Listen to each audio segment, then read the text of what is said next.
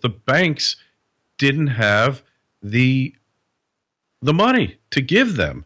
And I said, something is going on here, and it's not just coincidence. You're listening to the Corbett Report. Welcome, friends. Welcome back to the program. I'm James Corbett of CorbettReport.com. It is the 3rd of February, 16, depending what side of the dateline you're on and what year you're in, apparently. Good to have you back on the program. Today we're going to be talking to an old guest that you should, I hope, all remember, Carrie Lutz of the Financial Survival Network, not to be confused with Financial Survival, which is a radio show I'm on a weekly basis with Alfred Adesk. This is completely different. FinancialSurvivalNetwork.com. I'll put the link in the show notes, of course, so you can go check it out. And check out Carrie Lutz's work. Again, as I say, I've been on his show in the past. He's been on this show in the past. So you should be familiar with him. If not, you can check out some of those conversations in the Corbett Report archives. Carrie, thanks for joining us today. Hey, well, thanks for having me on. It's been too long, and it's great to catch up. Yes, it has been too long, and I must admit it was a bit of serendipity that got us together this time, because I was just assembling my my article on the war on cash, which I released on January 27th, and as I was in the process of putting some of that information together, I got your e-newsletter, and you were, lo and behold, writing about the war on cash has been won. And I think there's definitely something in the air around this topic right now, because not only have I seen it pop up on alternative sites like Financial Survival Network and Zero Hedge and others, but also, lo and behold, just a few days after I released my report, then Bloomberg comes out with Bring on the Cashless Future. And there's just no end to talk about this cashless society that we're heading into right now, and a lot of central banks and other big name bankers are getting on board in a big way right now. I think this is an agenda that's been coming into view for a long time, but there seems to be some definite momentum behind it at the moment. So first of all, let's get your take on this. Tell us about, from your perspective, what this war on cash really looks like and how long it's been going. It's been going for several years that I know of. I wrote an article in March, I think it was of 2014, and in it, I didn't call it the war on cash. I called it Operation Dirty Money. And basically, what we have here in the States, when you look at your bills, your notes, they're not really bills, they're Federal Reserve notes. A bill would be an asset, a note is a liability. But anyway, not to get bogged down in minutia, what I noticed is that the money was filthy, and you'd go to an ATM and take money out, and you used to get brand new crisp 20s and 50s and 100s in New York. No more. The money is like fit for the garbage can. It's filthy, it's ripped, it's folded, it's been out there way too long. And then I looked at the Federal Reserve website, and they claim that they're putting out billions and billions of dollars worth of notes. Well, you look at the age of the bill, you can tell approximate age by the date. It'll say like date 2007. Won't necessarily be when the money was printed, because they will change the series and change the date on it when you either have a new Secretary of the Treasury or a new Treasurer of the United States. There is a job there called Treasurer. I don't know what they do. Maybe they keep track of the petty cash for the U.S. government. I don't know. But point is, all these new notes were supposed to be out there. All these new hundreds were supposed to be out there. They were nowhere to be found, James. And my thing was, hey, we're making cash undesirable by making it a disease carrier. And psychologically, people don't like dirty money. I mean, nothing like a new crisp bill note that, it feels good, but this old stuff is just garbage. And from that, I surmised that this was part of the government's plot to wean us off of money. And then a couple of other things happened. A study done, I think, by Bankrate.com showed that 40% of the people carry like $50 or less. 20% of the people out there, and these numbers might not be exact, don't have the article in front of me, but 20% of you out there don't carry any cash whatsoever. And then I had some friends, they had ATM machines down here in Florida. They had a business, a couple dozen of these machines, literally cash cows, no pun intended. And they had to get out of the business. I mean, had other reasons, but one of the main reasons was they couldn't get cash, new notes from banks. It became more and more difficult. The banks didn't have the money to give them. And I said, something is going on here, and it's not just coincidence. And then there was a whole big joke when Jack Lew became Secretary of the Treasury in the States here. Obama made a joke. He had to sign, I don't know, it was a whole little minor story. But after Jack Lew became Secretary of the Treasury, and a year and a half has gone by, and I don't see any notes signed with Jack Lew's signature. Something's going on here.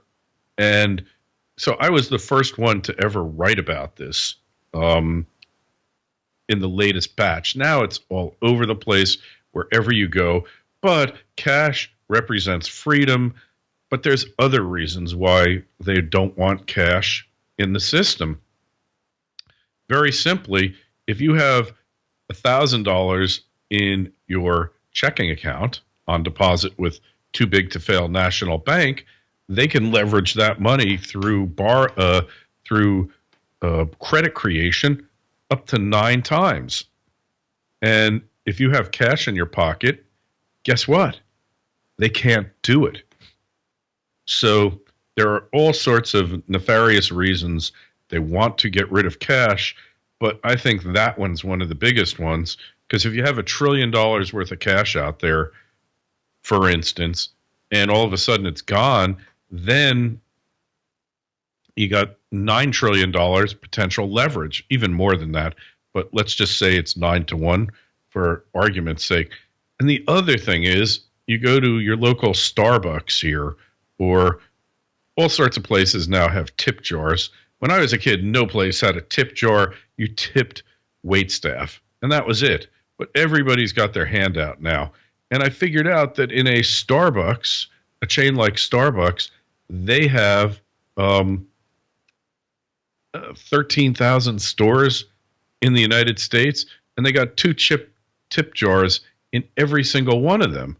And when you think about that, that means they're getting somewhere around $1 billion a year in cash going through that tip jar chain wide, and the government's fair share should probably be a third of that. So I saw that Starbucks is joining the war on cash. Their app allows you to leave a tip for the barista electronically. And I said, wait a second. Yeah, now it makes a lot of sense. We'll collect taxes. I think one of the reasons you have a falling crime rate in the United States is that 40% of the people are carrying less than $50 in their pocket. So why rob somebody for $50? If they have jewelry, so we'll go for the jewelry, but most people aren't flaunting their jewelry. So it's like crime's not paying anymore here, James. And all of these factors just combine to make you realize, hey, 7% of all the transactions in the U.S. occur in currency. 93% don't. And on and on and on. It just all the pieces fell into place, if you know what I mean. I certainly do. And just to back up the fact that this is not just an American phenomenon, as I say, that article that I was putting together last week, The War on Cash, a country-by-country guide, and all of the Corbett Report members from all around the world contributing stories from their neck of the woods. We have stories from Australia, Belgium, Canada, China, Denmark, Ecuador, France, Hong Kong, India, Israel, Italy, Kenya. It goes on and on and on. All around the world, these types of stories are coming out, and usually central bankers or banks are trying to push this agenda. And all of these stories that we're putting in here are from the last few years. So I think there's been a definite increase in momentum in this agenda. Do you think, I mean, is there a reason behind the increase in agenda, or is it simply that this is the stage we've reached with the technology? I think the technology, I think the cryptocurrencies, digital currencies, you got debit cards. So all of these things are leading to this point. But I don't believe that, well, maybe I'm wrong. I mean, they've gotten this far. I was going to say, I don't believe that the citizenry of the world's going to allow it. But in Scandinavia, they're embracing it. They can't wait.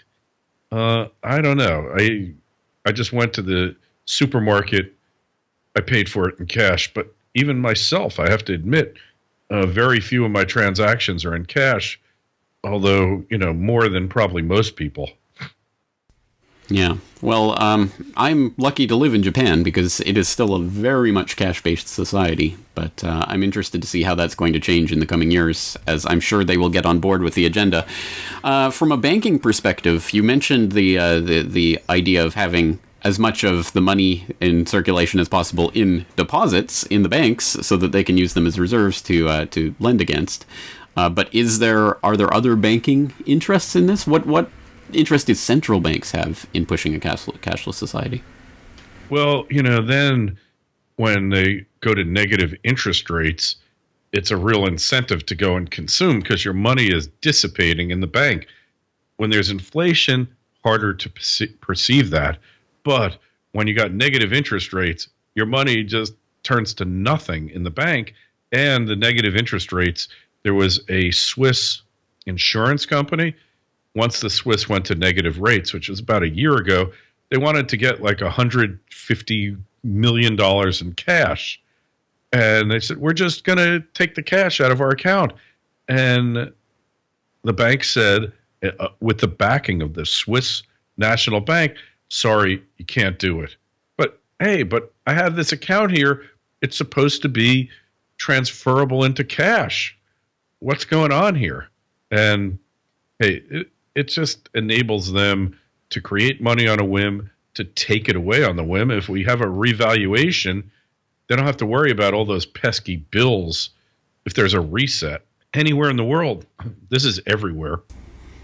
It's so important for people to understand that in this new reality that is being constructed with the new banking regulations that are coming into line all across the world right now, the money you have in your bank is a loan that you are making to the bank that if and when that bank fails, they will bail themselves out with your money. And I think people have to understand that new reality. And of course, the cashless society is just one more step towards the consolidation of control in the hands of those banks so that everybody has to, as you say, you can't there is no money to take out if you want to try to preserve the wealth from going away in negative interest rate environment.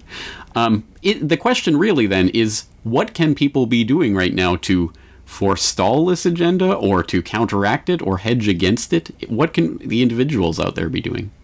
Great question. I just want to address one minor point first. So the whole premise of my latest article is that you can't have bank runs anymore. If there's no cash, how do you have a bank run? Oh, yeah, well, I'll just go from bank A and they'll give me a bank check. They're insolvent. I'll go to bank B and deposit it. Bank B is insolvent.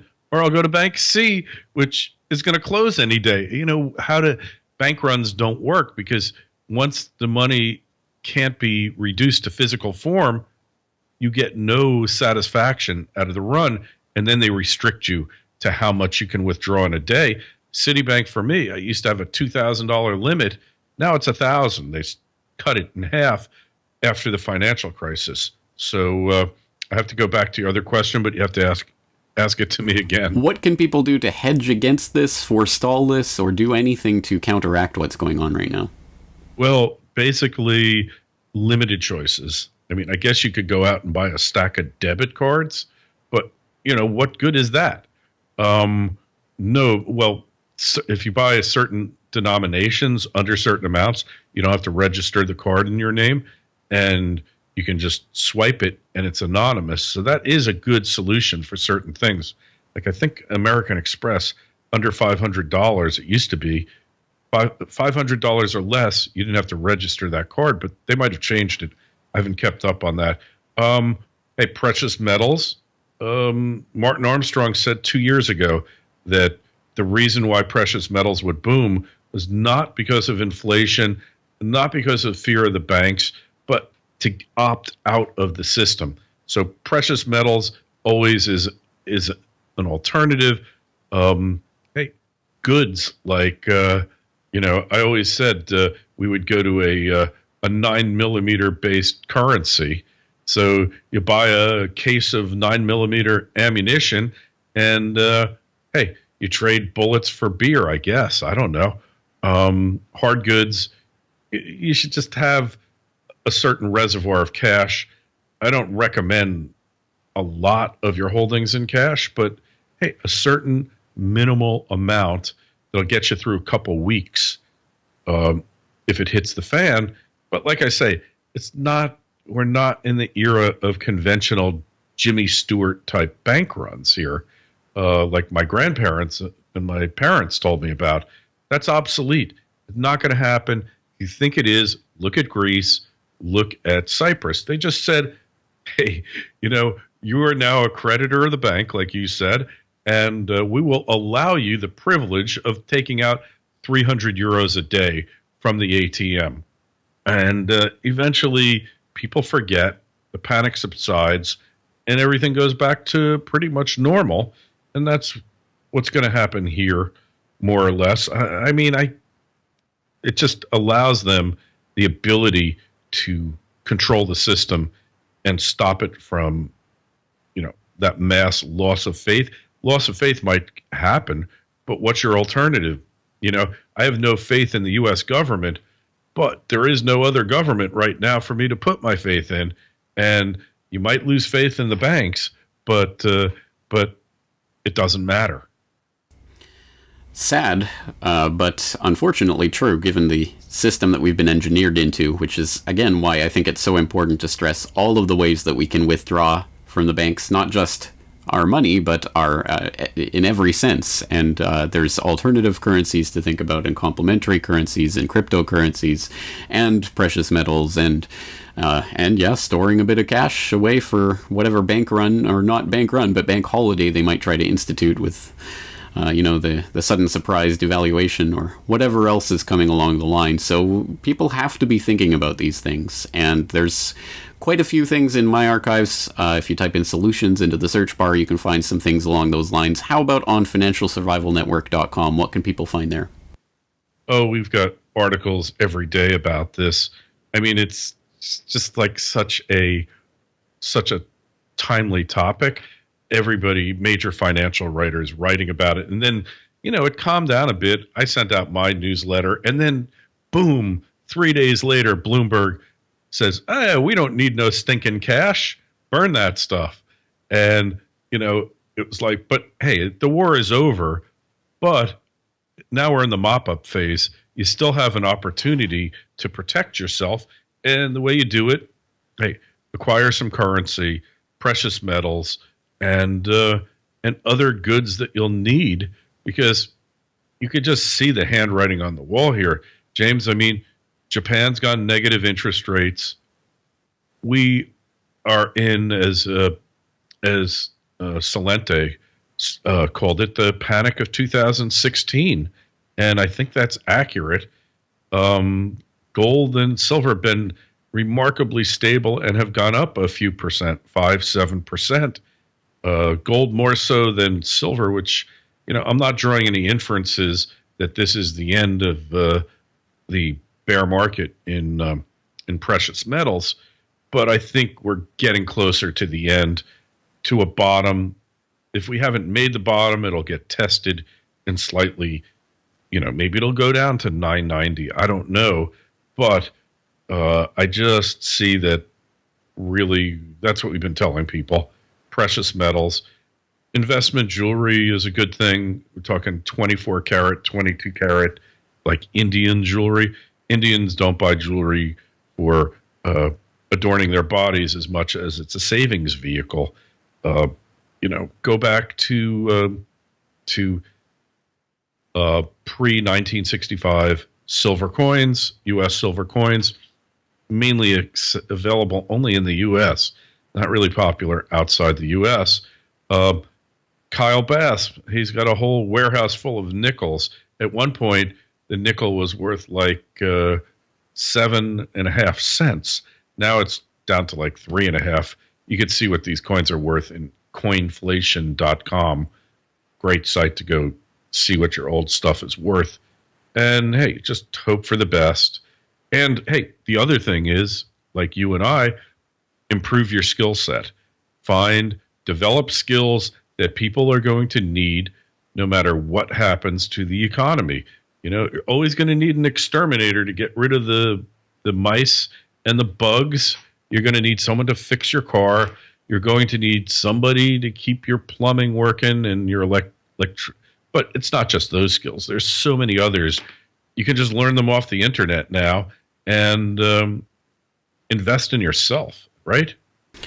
We are in an exciting age when it comes to those types of things, but it can be a treacherous and dangerous age for other reasons, like the cashless society agenda. So it is a trade-off that we all are making at the moment, and we have to find ways to hedge. And yeah, just to follow up what you're saying there about the precious metal bear market coming to an end, I think you're right. But again, I think checking the daily price of gold as sort of a measure of a quick turnaround investment is probably not the right way to be looking at this. We need to be thinking about it more in terms of a hedge. So yeah, well, you and I, it's our job to watch it. I always tell my friends, don't bother looking at the price every day. Leave that to me. I'll let you know if something happens. Forget you have it. Just forget about it and leave it in the safe. Don't put it in the safe deposit box. Chase doesn't want your currency in their stinking safe deposit boxes or your bullion. I mean, you know, it's just, what's that about, huh? Something not good. If you don't hold it, you don't have it. All right. I think we're going to leave it there for today. Once again, let's direct people over to financialsurvivalnetwork.com so they can check out your work. Kerry Lutz, thanks again for coming on the program today. Hey, it's always a pleasure, James. Look forward to having you back on FSN in the not too distant future. And it's definitely interesting times.